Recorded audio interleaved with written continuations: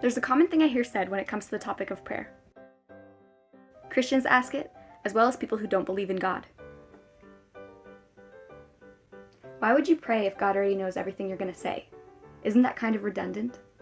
It's a good question, and one worth thinking about. For me, it always boils down to having a deeper relationship with God. But there's another good question that's similar to this one that I don't hear asked nearly as often. Well, why does God pray to himself? Isn't that kind of extra redundant? Huh. Oh, don't forget the Mod Podge glue. Well, I might not need it this time. You always use it. Maybe this time I won't, though. I think I know you pretty well, and I'm telling you, you're gonna use it. This time I won't. Do you want to bet on it? You want to make a bet with yourself? Wouldn't that be kind of redundant? Huh. Earlier this year, I started looking at all the times throughout the Bible where God talks to himself. None of the verses or passages were new to me, but reading them all together made me focus on the relationship between the Father and the Son in a new way. When I read Jesus' prayers, whether he was modeling how to pray or revealing that he prays for every single person who believes in him, I feel included in the relationship between him and the Father.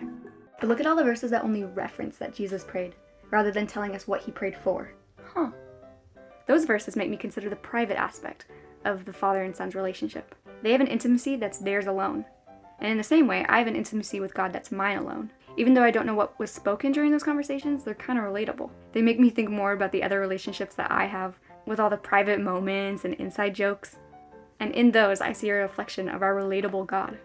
I like that top, by the way. It reminds me of that other one. I wonder if that top would look better with this outfit. It looks alright. So how far are you through the prayer list? Oh yeah. The prayers between the three persons of the Trinity show that God is relational not only to us, but within himself.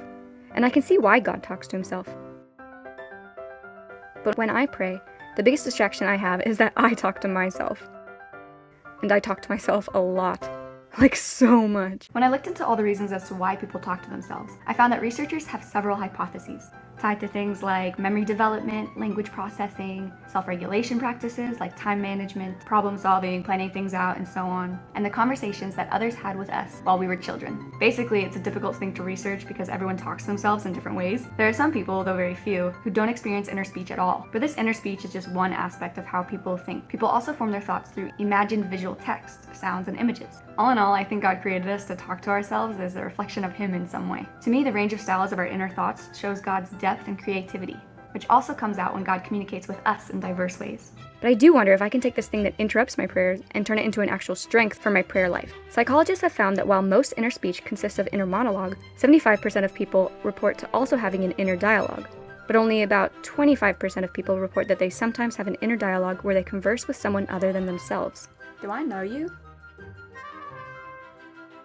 All these thoughts might be distractions from my original prayer list, but they can still become prayers.